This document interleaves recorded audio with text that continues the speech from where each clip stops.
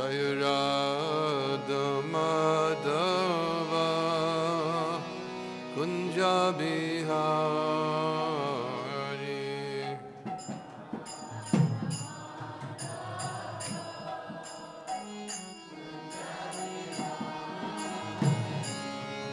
Jaya Radha Madhava Kunja Bihari.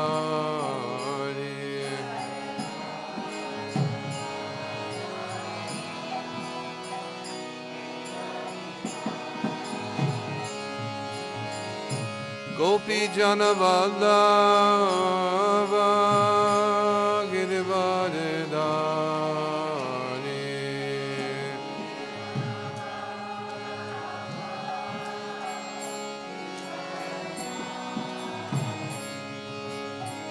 Gopi Jana Vallabha Girivardhari.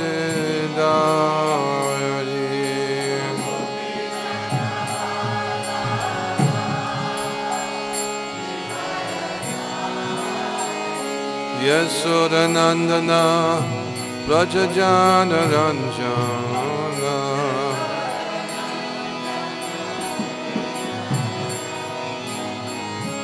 Yasodanandana Rajajana Ranjana.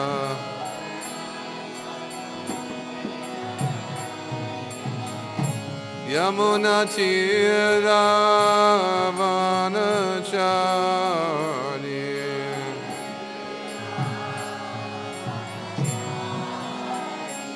Yamuna Tira Vanachari.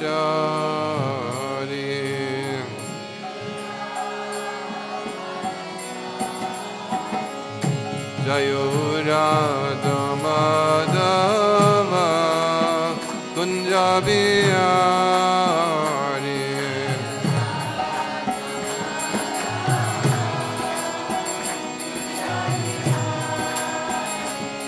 Jaya Radha Madhava Kunja Bihari.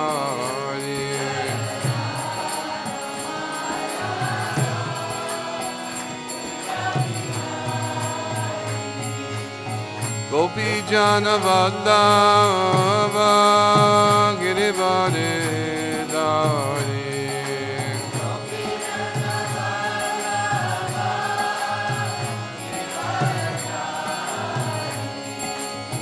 Gopi Jana Vallabha Girivardhari.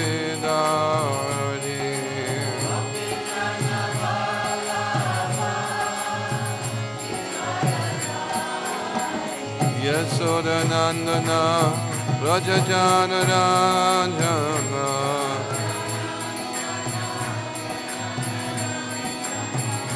Yasodanandana Rajajana Ranjana.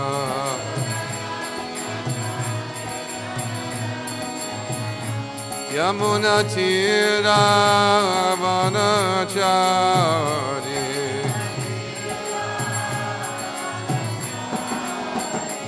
Yamuna Tira Vanachari.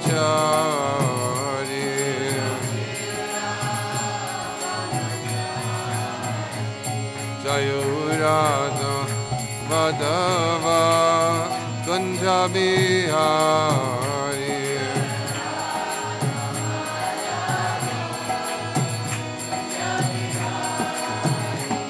Jaya Radha Madhava Kunja Bihari.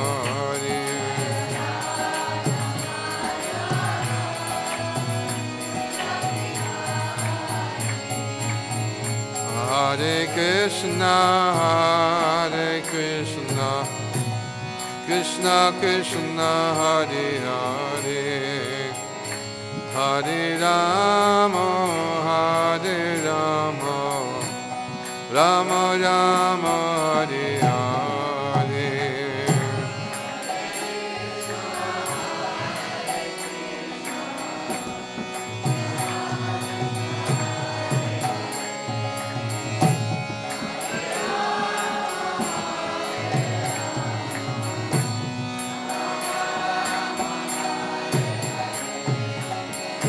Hare Krishna, Hare Krishna, Krishna Krishna, Hare Hare, Hare Rama, Hare Rama, Rama Rama, Hare Hare.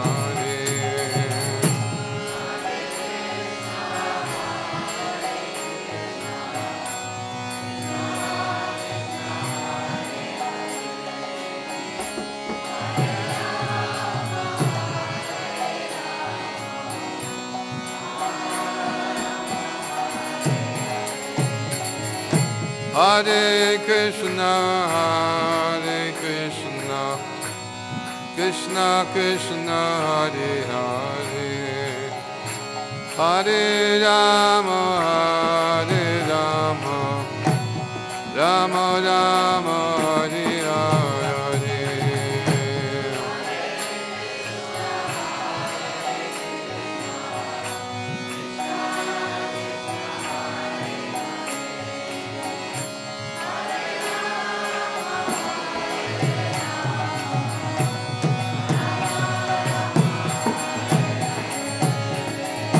Hare Krishna, Hare Krishna, Krishna Krishna, Hare Hare, Hare Rama, Hare Rama, Rama Rama, Hare Hare.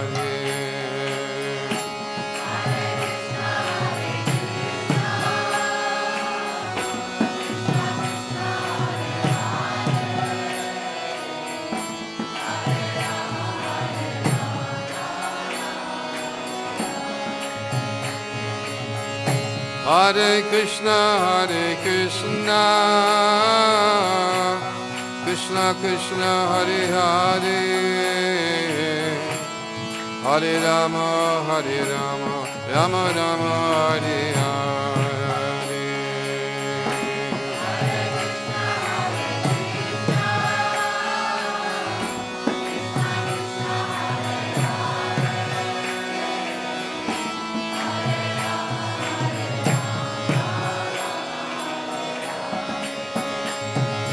Hare Krishna, Hare Krishna, Krishna Krishna, Hare Hare, Hare Rama, Hare Rama, Rama Rama, Hare Hare.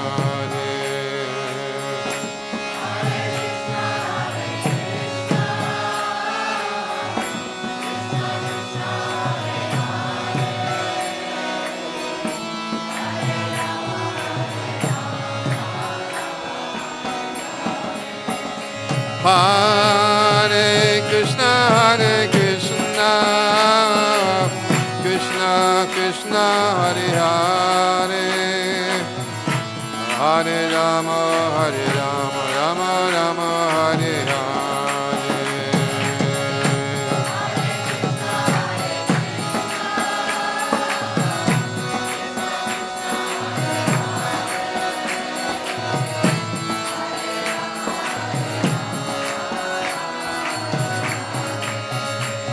Hare Krishna, Hare Krishna, Krishna Krishna, Hare Hare, Hare Rama, Hare Rama, Rama Rama, Hare Hare.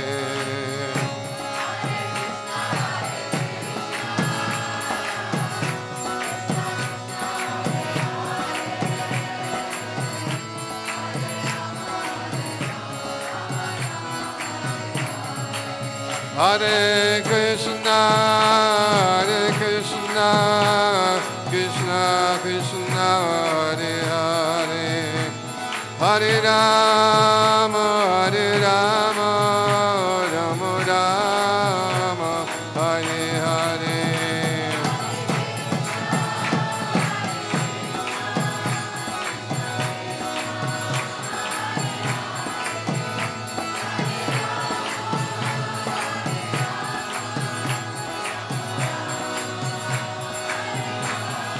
Hare Krishna, Hare Krishna, Krishna Krishna, Hare Hare, Hare Rama, Hare Rama.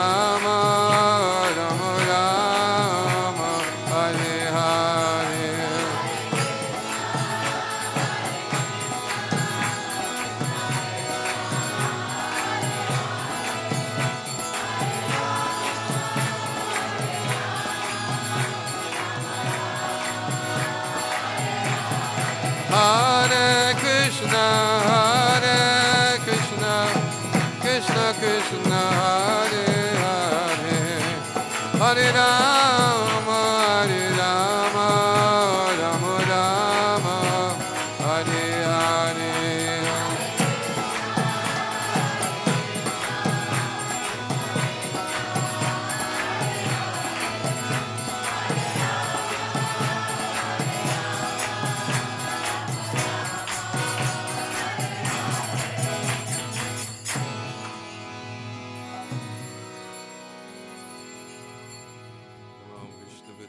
Krishna Prastaya Bhutale Shrimati Bhakti Vedanta Swami Nagade Namaste Saraswati Devi Gauravani Vajanini Vishesha Sanyavari Vastu Chadvi Satana.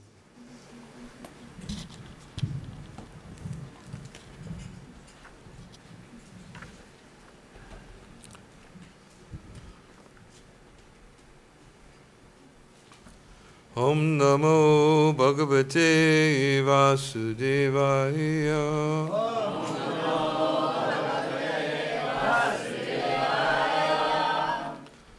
Om Namo Bhagavate Vasudevaya.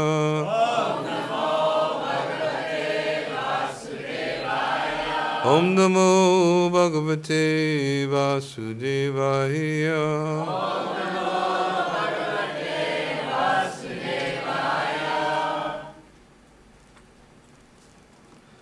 I was told to pick any verse in chapter 2. So, do the devotees have books? No. Okay.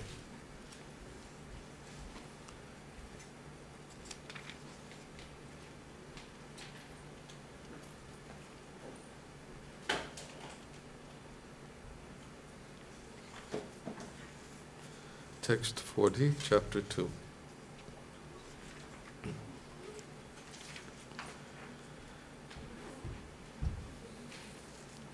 Neha bikramana sosti pratyavayo na vidyate svapyam yasya dampasya trayate mahato bhayat. Translation. In this endeavor there is no loss or diminution, and a little advancement on this path can protect one from the most dangerous type of fear. Purport. Activity in Krishna consciousness, or acting for the benefit of Krishna without expectation of sense gratification, is the highest transcendental quality of work. Even a small beginning of such activity finds no impediment, nor can that small beginning be lost at any stage. Any work begun on the material plane has to be completed, otherwise the whole attempt becomes a failure.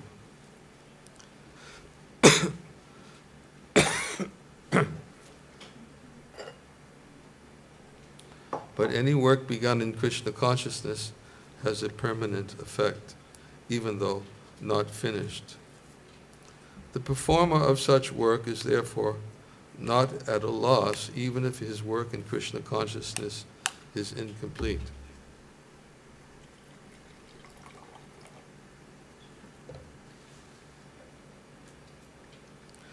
%1 done in Krishna consciousness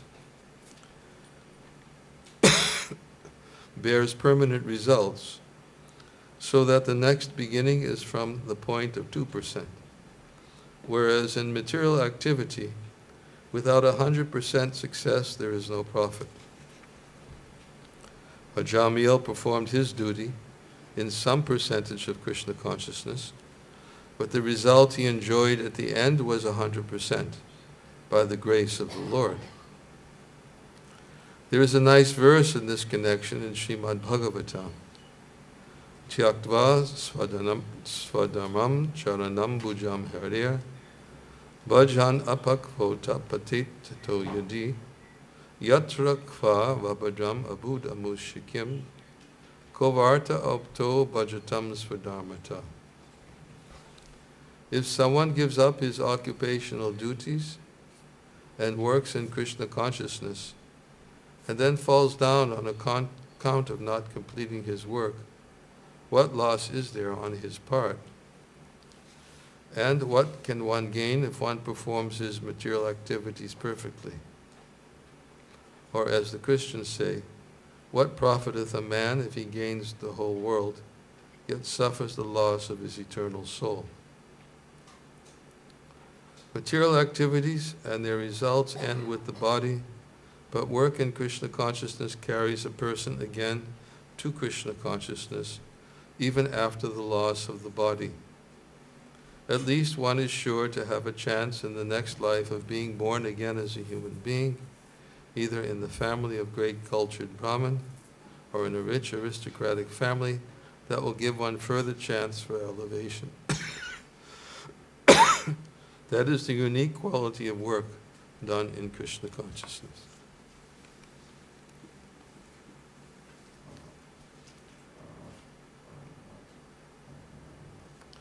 Om Jnana Timirandasya Gnanjana Shalakaya Chakshu Unmilitam Jena Tasmai Shri Gurave Namaha Mukam Karoti Vachalam Pangum Nangayate Garim Yat Kripa Tamaham Vande Shri Gunam Dinataranam Nama Om Vishnu Padaya Krishna Prasthaya Bhutale Shrimate Bhakti Vedanta Swami Iti Namane Namaste Saraswati Deve Gauravani Pacharane Nirvishesha Shanyavari Paschachade Satarane Jai Shri Krishna Chaitanya Prabhu Nityananda Shri Advaita Gadadhar Shivasadi Gaura Bhaktavinda Hare Krishna Krishna Krishna Hare Hare Hare Rama Rama Rama Hare Hare.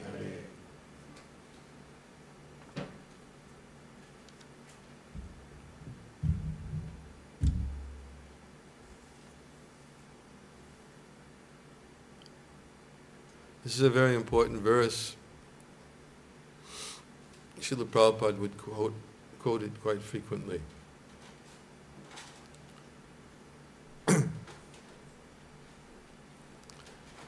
Prabhupada would quote it because many people were taking to Krishna consciousness, and he was observing they were surrendering everything. That's how Prabhupada preached. He used to speak to others and introducing his disciples and saying, my disciples, they've given everything to Krishna. No fault should be made. Sometimes I remember one conversation Prabhupada was having with one Indian gentleman. He was suggesting that the devotees were not pronouncing Sanskrit properly. And Prabhupada, of course, translated the Sanskrit for us, introduced Sanskrit to us. We came from a Western background. Not all of us knew how to be perfect Sanskritists, pronouncing everything properly. And one gentleman was trying to suggest that his disciples were defective because they could not pronounce properly. And Prabhupada would always defend, in this particular case, he said, he quoted the verse, Yena tena pakarina mana Krishna naveshaya, that it is the duty of the spiritual master to somehow or other get his dependents to fix their mind on Krishna. If that's done, then everything else can come later. But most important was how to fix their mind in Krishna consciousness. People were coming to the Krishna consciousness movement. They were giving up. And Prabhupada would oftentimes state he's given up everything. He would speak about his disciple. I remember one time he was speaking about his disciple Giriraj Maharaj. Came from a wealthy family. went to India, was serving him there. His father was trying to get him to come back to America. Couldn't understand what's my son doing in India. He was a wealthy man. He was saying, I'll give you $1 million if you come back. And Giriraj Maharaj was not interested. Then Prabhupada, of course, was very, I don't want to say proud because it would suggest that he was proud of his own efforts, but he was never that way. Prabhupada was always very humble, and he was always attribute that anybody's surrender in Krishna consciousness was simply due to the mercy of Chaitanya Mahaprabhu. In fact, I remember one time, a little side story, I'll get back to the point about surrendering everything in a second. I was reading Prabhupada's diary that he had written in 1965, before it was published. I somehow got a copy of it.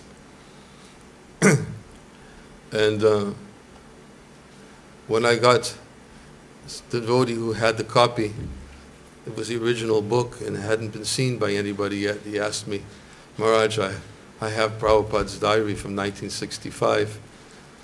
This devotee had it in his possession and never told anyone he had it. And finally, he gave it to the archives for archiving purposes. He said, would you like to see it?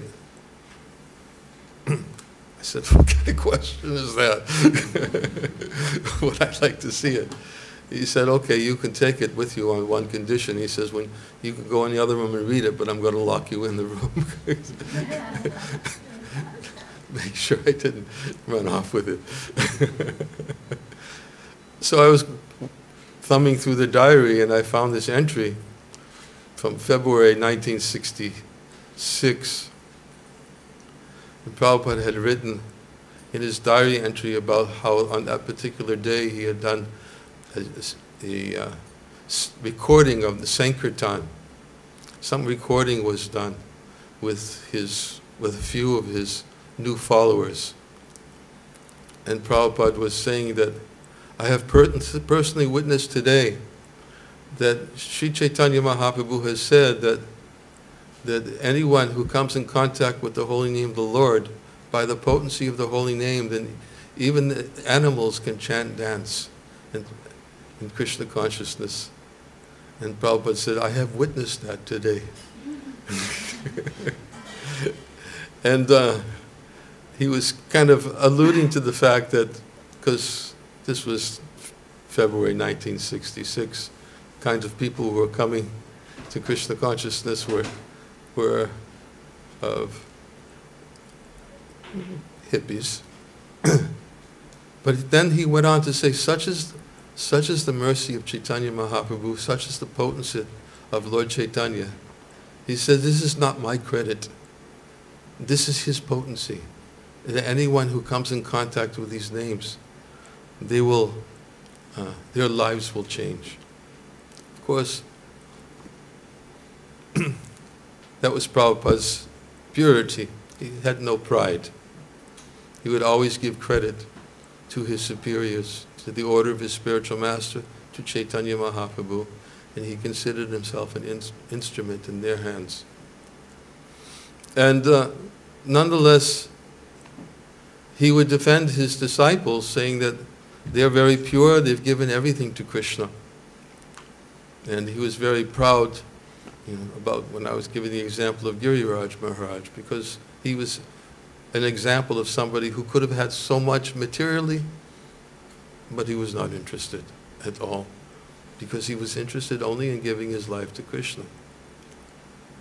I bring this point up because Prabhupada quotes the verse in the commentary, Tyaktva svardhamam sharanam bhujan harer.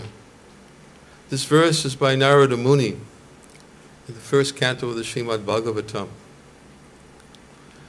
And Narada Muni, as we know in the Srimad Bhagavatam, Narada Muni was feeling a little bit disappointed Vyasadeva was feeling a little bit disappointed because he had compiled all the Vedic literatures, the Vedanta Sutras, Mahabharata, but he was still feeling a little dissatisfaction within, and he was trying to understand the cause of his despondency. And Narada Muni, his spiritual master, appeared before him and told him, because you have failed to glorify the pastimes of the Supreme Personality of Godhead, which are themselves virtuous when properly heard and chanted. Anyone who comes in contact with the pastimes of the Supreme Lord can begin his devotional life and become directly attracted to the Lord. He said, because you have not directly glorified the pastimes of the Lord, people will become bewildered about what is the path of religion, especially in this age of Kali Yuga. Better they come in contact with the pastimes of the Lord, because they are so transcendentally sweet and pure that anyone who hears them, that message, then they'll give their hearts to the Supreme Personality of Godhead, and they will surrender to the Lord. So Narada Muni quoted this verse, Chakvasvadanam charanam puja hariya. He said, one who forsakes his material occupation to engage in a devotional service of the Lord, he may fall down in an immature stage, but there's never danger of his being unsuccessful. There's never, same thing Krishna is saying in this verse. In this endeavor, there's never any loss, never any diminution. So Narada Muni said the same thing to Vyas. He said, one who forsakes his material occupation, he may give up his work. He may give up, he may surrender, he may sacrifice, and give everything. Just as many of Srila Prabhupada's followers and disciples, they were ready to give anything to serve Krishna, sacrifice anything. And we saw devotees coming again and again and again, giving up their jobs. Some of them, of course, were giving up a little bit prematurely. We don't say it was necessarily always the right thing for every individual, but they were ready to do that for Prabhupada. He said he may fall down in an immature stage, but there's never danger of his being unsuccessful. On the other hand, a non-devotee, even if he fulfills all his material duties perfectly, he will not gain anything. Next verse is Tasyaiva heto prayateta kovido nalabhate yad brahmatamu pariyada. This verse describes that how an intelligent person, he surrenders to the Supreme Lord. He knows that happiness derived from sense enjoyment, it can automatically be obtained in due course of time, just as in due course of time a person attains miseries without asking for them. From the highest planet to the lowest planet, all the places of repeated birth and death, as Krishna said. And then the next verse, Narada Muni tells Vyasadeva, he says, my dear Vyas, even if a devotee, he says, my dear Vyas, anyone who has once tasted the nectar from Krishna's lotus feet, he'll never be able to forget that ecstasy again and again and again. He'll never become a fruitive worker again, because he'll never be able to forget that ecstasy from tasting Krishna's pastimes.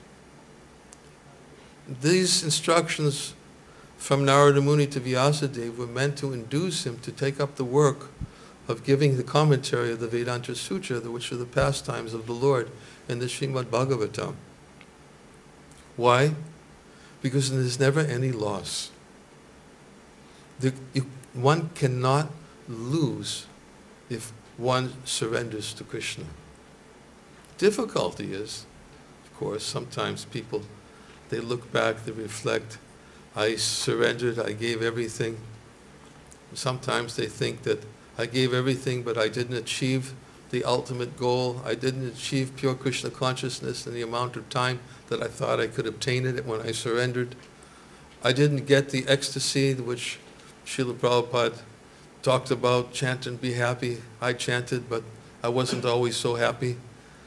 They may look at different things and look back on their surrender with remorse, saying, why did I surrender? Why did I surrender? I could have been successful. Of course, somebody who thinks like this doesn't know what the criteria of success is. Because as Narada Muni said to Vyas, even if a non-devotee perfectly engages his occupational activities, there's no success for him. He doesn't gain anything. Why? Because he loses it all at the end of life. This is not success for the spirit soul. Prabhupada in the 4th canto of the Bhagavatam, he says how people struggle so hard to protect their possessions. They try to keep them and they enjoy them to their fullest extent throughout their life. And he says at the time of death, they take nothing with them except their sinful reactions. This is all they take. Everything else stays behind. Someone may say, well, at least I enjoyed in life. But unfortunately, such pleasure in this life is not necessarily going to be beneficial for the advancement of the spirit soul. Prabhupada used to quote one verse. I don't remember the Sanskrit, forgive me, but I remember the English, where he's speaking about, it's by Chanakya Pandit, that, O Prince, may you live a long life. O Brahmachari, may you die now. O saintly person, whether you live, whether you die, no difference. But you, O butcher, don't live and don't die. And he explains what the intent behind this verse is, that the prince is reaping the fruits of his previous pious activities.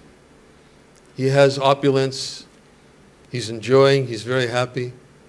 So he's given the benediction, may you live a long life, because when it's over, you've already reaped the results of your past activities. Now, what will be next is the consequences for enjoying those things and not offering them to the Lord. So, Prince, may you live a long life. Because at the end of this life, in your next life, there'll be more reactions and you'll have to take another birth. Oh, Brahmachari, you're performing austerities, living very simply, you have no attachments. Verse is a blessing. Oh, Brahmachari, may you die now. Not literally. Sometimes I have to say that the brahmacharis may take that literally and think, oh, I should hope for death. No. But the intent behind it is, yes, now your life is so simple. You have no possessions, no bank accounts. You have no big bills, family bills. You have no family responsibilities. You have no work. You're not entangled yet. May you die now, before it happens. O saintly person, whether you live, whether you die, makes no difference. Because for the saintly person, their life is fully dedicated to service to the Lord. With their living, they're satisfied by their fixing their consciousness on the Supreme. They're satisfied by the execution of their devotional activities. And if they die, what difference does it make? They're simply going to engage in the same activities and not have to take their birth again in the material world. So saintly person, whether he lives or dies, not so important. But you, O butcher, don't live. Because by your living, you're causing so much pain to living entities. So better you don't live because you're causing pain. But don't die either. Because if you die, all that pain you've caused to those living entities is going to come back on you. So he's given the benediction, don't live, don't die. So the prince, as we said, what is the value? There's a verse in the 2nd canto of the Bhagavatam. What is the value of a prolonged life which is wasted by many years in this world? Better one moment of full consciousness, because that will enable him to search after his ultimate interest. What is the value of prolonging the life, a life of sense enjoyment, when the life is only accumulating sinful reactions or pious reactions, either sinful or pious, which means that one has to take birth again. Rather than having a prolonged life of enjoyment, better one moment of full consciousness. Because in that one moment of full consciousness, it will give one the impetus to search after his ultimate interest. One moment of full consciousness. That's what Krishna is saying in this verse. He says, in this endeavor, there's never any loss. Any activity engaged in Krishna consciousness bears permanent results. There's never any loss. No loss, no diminution.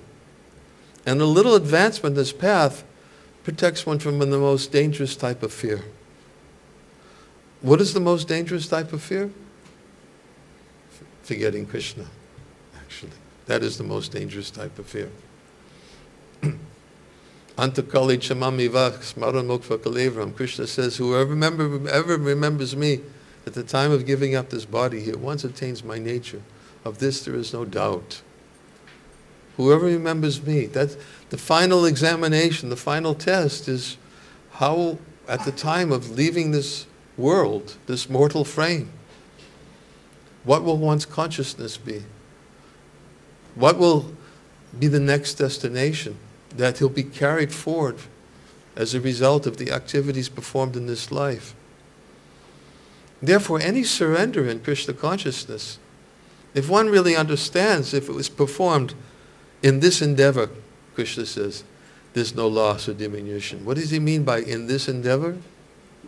Well, let's look at the previous verse. Previous verse, Krishna says,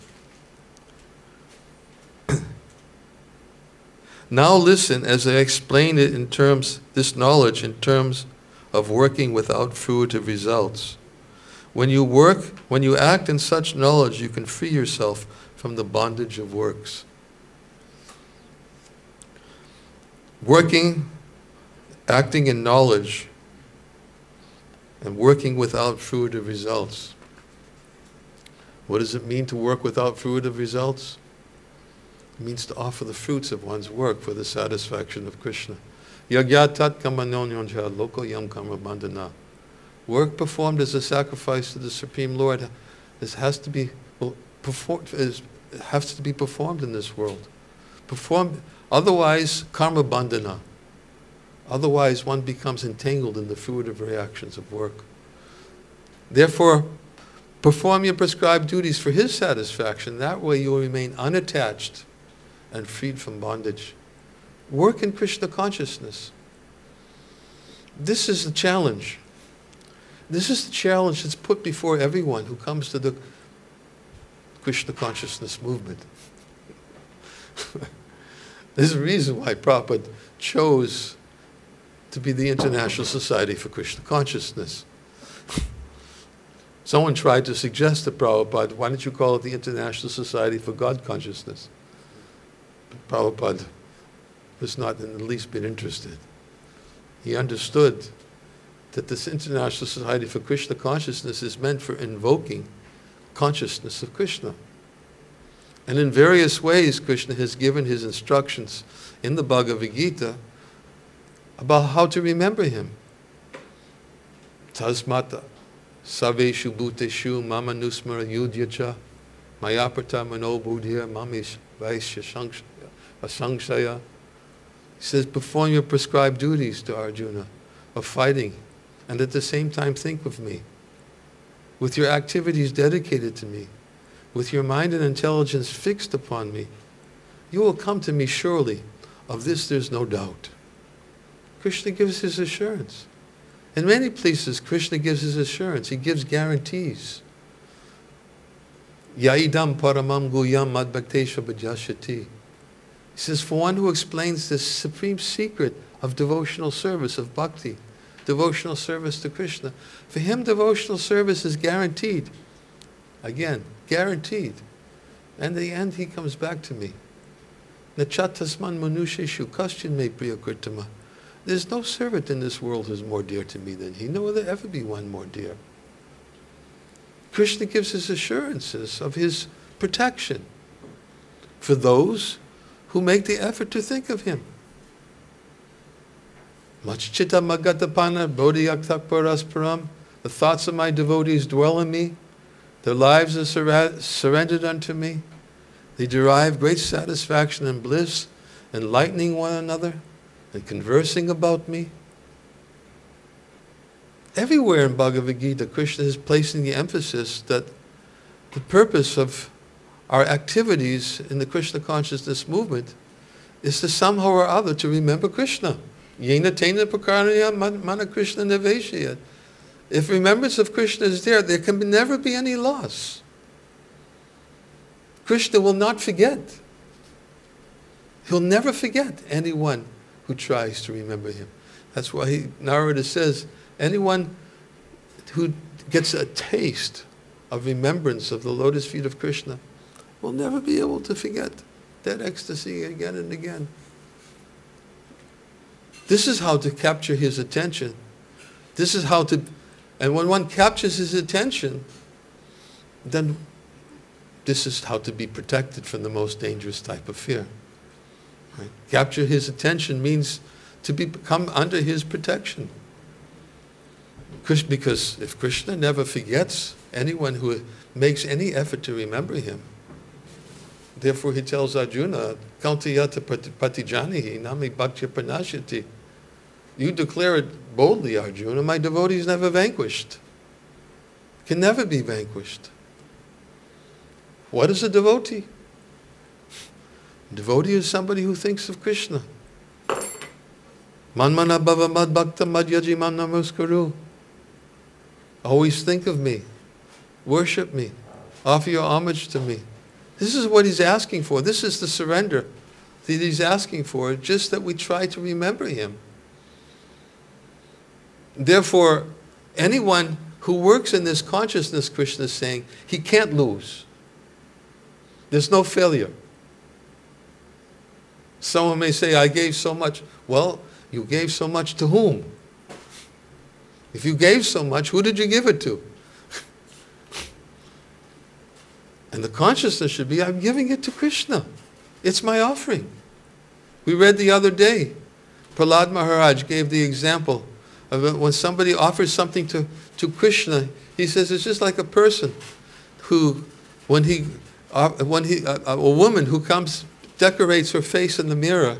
When she decorates her face in the mirror, then simultaneously the reflection is decorated. No separate effort has to be done. Decorate the face in the mirror. It's not like you, after you finish decorating the face, then you have to go to the mirror and decorate that too. It's done. Prahlad Maharaj uses that example to demonstrate that when you give something to Krishna, you benefit. You benefit. Anything given to Krishna is always for the eternal benefit of the offering. Krishna is so pleased that he's so eager to take something which is offered with love and devotion. Patsa pushpam palam toyam yomi bhakya prayachati. If one offers me a leaf, a fruit, a flower, water, with love and devotion, he said, I'm very eager to take it. But for Krishna, what is a leaf? Everything is his. What is a flower? Piece of fruit, a little water. Everything belongs to him. It's insignificant in comparison to what he possesses. But why is he so interested to accept it? Even to the point of sometimes his devotee might even have something that he wants to give Krishna, and yet he hasn't even offered it yet. Like in the example of Sudama Brahman, Krishna snatched it right from his hand before he even offered it. Why did he want it? He wanted it because it was of the devotion, the bhakti, the love. In this endeavor, Krishna says, in this endeavor there's no loss or diminution. And a little advancement in this endeavor will always protect one from the most dangerous type of fear. I'm supposed to end at 7:30. I wanted to read one little reference. I hope I can find it. About in the beginning.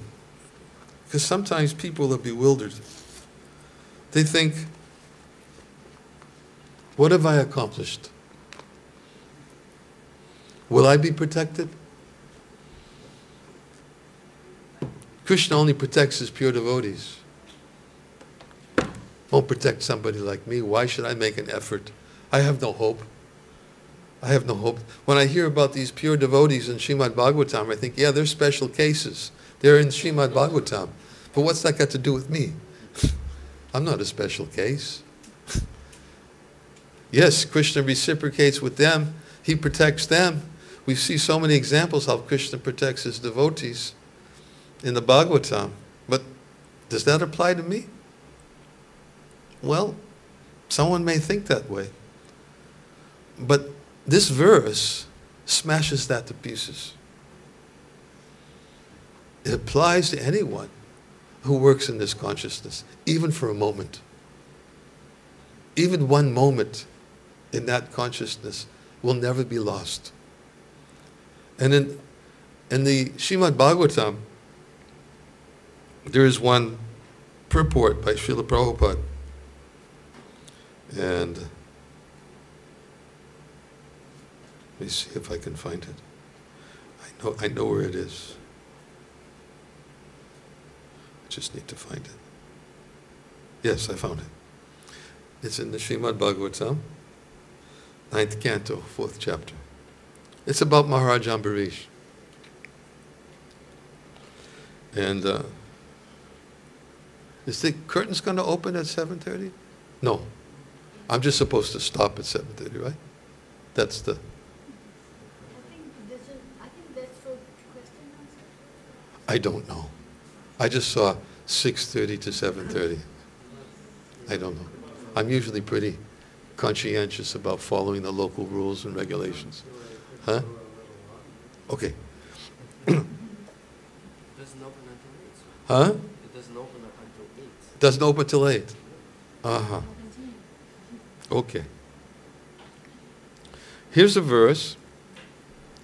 Pragdishtam pritya rakshayam purushena mahatmana dadaha krityam tam chakram krudhahim iva pavaka. As fire in the forest immediately burns to ashes, an angry snake, so by the previous order of the Supreme Personality of Godhead, his disc, the Sudarshan Chakra, immediately burned to ashes, the created demon to protect the Lord's devotees. I'll get to the purport, but I want to put this in context. It's a well-known pastime when Lord Vishnu protects Ambarish Maharaj. When Durvasa Muni was very disturbed because Maharaj Ambarish was engaged in a fast, performing a fast. Durvasa Muni had come to his palace, and he wanted to take his bath first. And yet Maharaj Ambarish had to break his fast because he had been fasting for a whole year. And he didn't want to break his fast before Durvasa Muni. He offered Durvasa Muni some proper reception by offering him some food. But yet he couldn't because the time for breaking his fast was coming. So he consulted with the Brahmins. And the Brahmin says if you drink a little water, that's considered to be both fasting and not fasting. So you can break your fast by drinking a little water. So Maharaj Ambarish drank a little water, and when Durvasa Muni returned from taking his bath, because he's a mystic yogi, he could immediately understand that Maharaj Ambarish had, what in his conception, had eaten before him. And he's known for getting a little angry. That's his proclivity. So he decided that he would curse Maharaj Ambarish. And he cursed him, and he invoked a demon to destroy him for having offended him by honoring food or honoring drinking water before he was properly received. The Lord, because Maharaj Ambarish was fully under the protection of the Lord, the Lord invoked his Sudarshan Chakra to destroy the demon. And then that Sudarshan Chakra began chasing Durvasa Muni. There's another whole story, but I don't want to, it's a very important part of that pastime. But I'm not going to go there, because I want to specifically emphasize the point and address the question. These are special personalities, and this protection that they got from the Lord is because they're pure devotees, they're in the Srimad Bhagavatam, and Krishna protects them. But what about somebody like me? What have I accomplished in this life? And what have I offered to the Lord? What have I done for him? Of course, we may think that way out of humility. But even if one moment, one offered something for Krishna's pleasure, his devotional life begins. In fact, Prabhupada even one time said, it's a well-known story, 26 Second Avenue, when some drunkard it was the first place where Srila Prabhupada was preaching in New York in 1965, 66. And some drunkard had come had previously been there, and obviously he found there was something lacking. So when the drunkard came into the front door of 26 Second Avenue, carrying a roll of toilet paper, and he walked into the back of the room, walked into the toilet, put it down, closed the door, and left. And Prabhupada saw him and said, just see, his devotional service has begun. He's offered something to Krishna.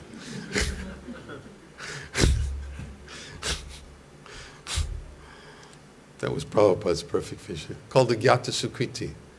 Agyata Sukriti means unknowingly.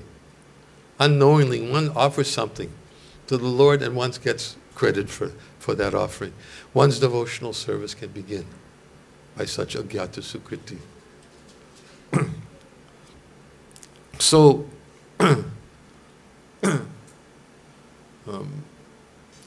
in this instance of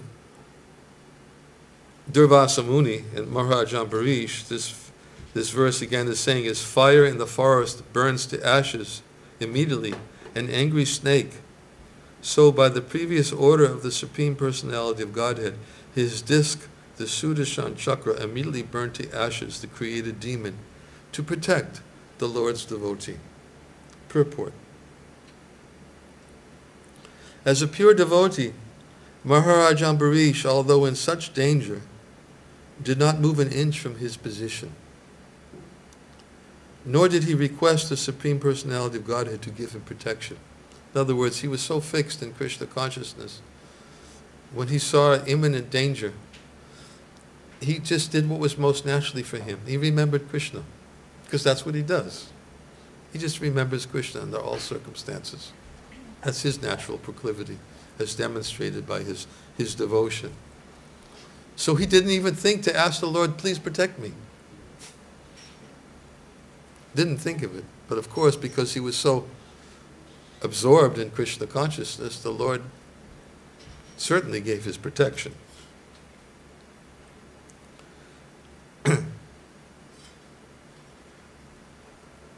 He was fixed in understanding, and it was certain that he was simply thinking of the Supreme Personality of Godhead in the core of his heart.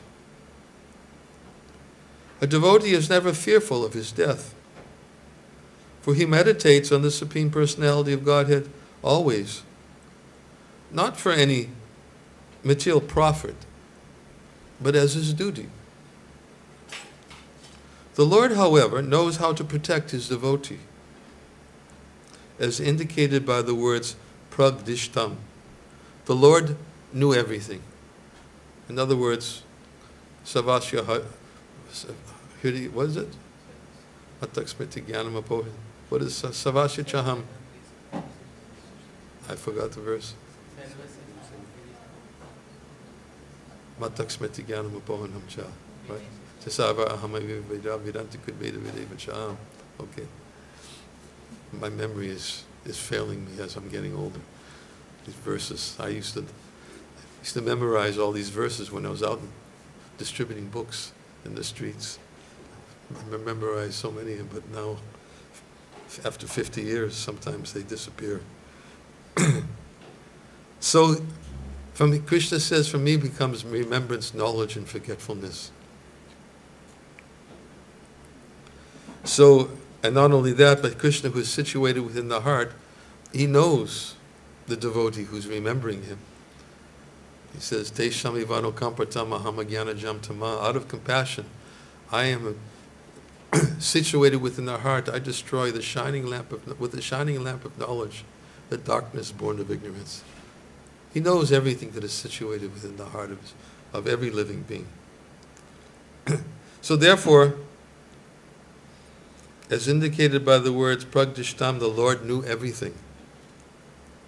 Therefore, before anything happened, he had already arranged for his chakra to protect Maharaj Ambarish. This protection is offered to a devotee even from the very beginning of his devotional service. Kaunteya pratijanihi name bhakta pranashyati. This verse, Krishna says to Arjuna, you declare it boldly, Arjuna, my devotee is never vanquished. So, if one simply begins devotional service in the way described, by remembering the Lord, offering to the Lord, that is the beginning, even for a moment. As Bhagavatam says, even one moment of full consciousness, this will enable him to search after his ultimate interest. What is the value of prolonged life which is wasted, inexperienced by so many years in this world? Better one moment of full consciousness. So this protection is offered to the devotee even from the very beginning of his devotional service. If one simply begins devotional service, he is immediately protected by the Supreme Personality of Godhead. This is also confirmed in Bhagavad-gita. Aham tvam sava papyebhyo mokshayashami. Protection begins immediately. The Lord is so kind and merciful that he gives the devotee proper guidance and all protection. And thus the devotee very peacefully makes solid progress in Krishna consciousness without outward disturbances. Of course, this is somebody who begins devotional service and continues devotional service in the right, proper consciousness. Sometimes we begin in the right consciousness, but sometimes things aren't so peaceful. Sometimes we become very disturbed by small upheavals. We become disturbed by small, minor, as Prabhupada calls them, minor offenses. We become so angry for somebody for doing something that causes us so much disturbance, and we think, my minds become so disturbed that we think about how to get vengeance for some mistreatment. But yet, here's a verse which describes a devotee, Taraskrita vipralabda kshapta kshiptaha tahapi nasyatat patikurvanti tad bhakta kavayopihi. That devotees of the Lord are so forbearing that even if they're cheated, they're cursed, they're neglected, disturbed, insulted, or even killed, they're never inclined to avenge themselves. This is a characteristic of a devotee. He peacefully goes on engaging in his service because he understands this is offering to Krishna. Krishna knows. Krishna is in my heart. Krishna is in their heart. Krishna is in the heart of all living beings. It's the same Krishna in everyone's heart. He knows what I'm doing. He knows what I'm offering to him. He knows my prayers. He's in my heart. He knows my desires, just like a person understands the fragrance of a flower by simply being next to the flower. Krishna knows because he's situated within the heart and knows everyone. So if a devotee goes on simply serving, then right from the very beginning he is given this protection. Krishna will not forget that service. This is the essence of this verse of Bhagavad-gita, to be protected from the most dangerous type of fear, And the most dangerous type of fear for a devotee is not to be protected physically from harm. Most dangerous type of fear of a devotee is to forget Krishna. Therefore, if we associate with devotees who are always reminding us about Krishna, if we take the opportunity to hear about Krishna in the association of devotees, if we chant Krishna's name sincerely, trying to every day render some service, anything that will help us to remember him, then the devotee will steadily make progress and will be protected, ultimately, from the most dangerous type of fear, even at the time of death. We may forget, but we can't even remember unless Krishna agrees to manifest himself in our minds. We're fully dependent upon him. He is completely independent, Supreme Personality of Godhead. All we must do is make the effort, and that's all he wants to see. Make the effort. Krishna ends Bhagavad-gita saying, in all activities just depend upon me and work always under my protection. In such devotional service, you should be conscious of me. If you're conscious of me, you'll cross over all the obstacles of conditional life by my grace. But if you're not conscious of me, and you act through false ego, not remembering me, you'll be lost. Simple activity. Everything that we do is ultimately aimed to help us to remember that we're servants of Krishna. We should be careful to not forget that. And if we remember that, by regularly hearing about it and associating with devotees, we can be assured of the same protection that is available to all of these devotees as they have been described in the pages of Srimad Bhagavatam and Bhagavad-gita. Thank you. I'll stop here. Hare Krishna. All glories to Srila Prabhupada.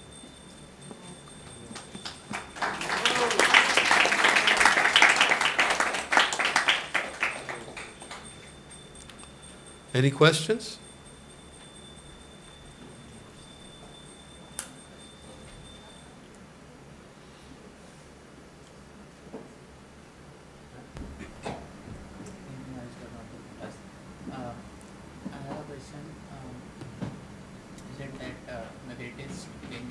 You have to speak louder. The greatest danger is to forget Krishna, and in our day-to-day life, we see that when we do morning program and chant our rounds, and so that time we are aware and conscious of Krishna, but in the due course of the day, when we do other activities, like we may be students or working professionals, or we may have some service, so then the consciousness is not very much fixed on remembering Krishna. So, like Krishna said, remembering me, fight to Arjuna. Is what? Krishna said to Arjuna that remembering me, like Mama Anusmara Yuddhasya, so how do we do our duties in that consciousness? Well, just as you said, if we have the morning program and we have these engagements that help us to remember Krishna every day, Smartavya Satatam Vishnu Vismartavyo Najatu Chit Sarvavidi Nisedasyo Etiyo Evakinkara. Krishna must always be remembered, should not be forgotten. All the rules and all the prohibitions which are given in the scriptures are meant to serve these two principles. So by engaged in regulated activities, what is that verse in the 12th chapter of the Bhagavad-gita? My dear Arjuna, if you cannot fix your mind upon me constantly, then follow the rules and regulations of devotional service. In this way you will develop the desire to attain me. Forget the Sanskrit. It is. But the point is, that's supposed to help you for the rest of the day. The regulated activities. That's supposed to help you remember why you're doing these other activities.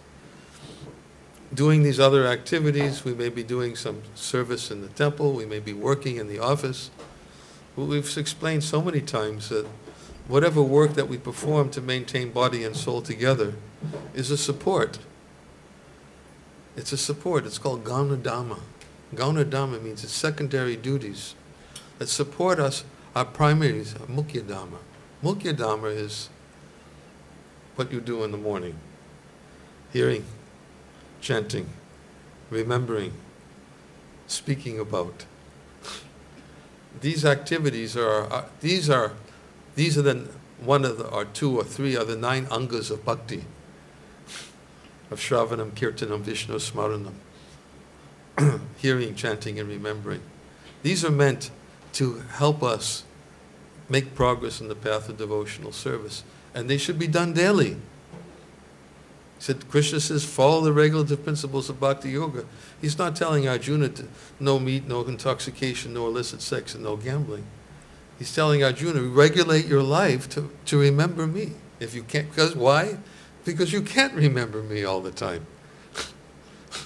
So therefore, regulate your life means, okay, if you can't remember you all the time, then do it every day. That's your bhakti. Ideal is you remember me all the time. That's the ideal.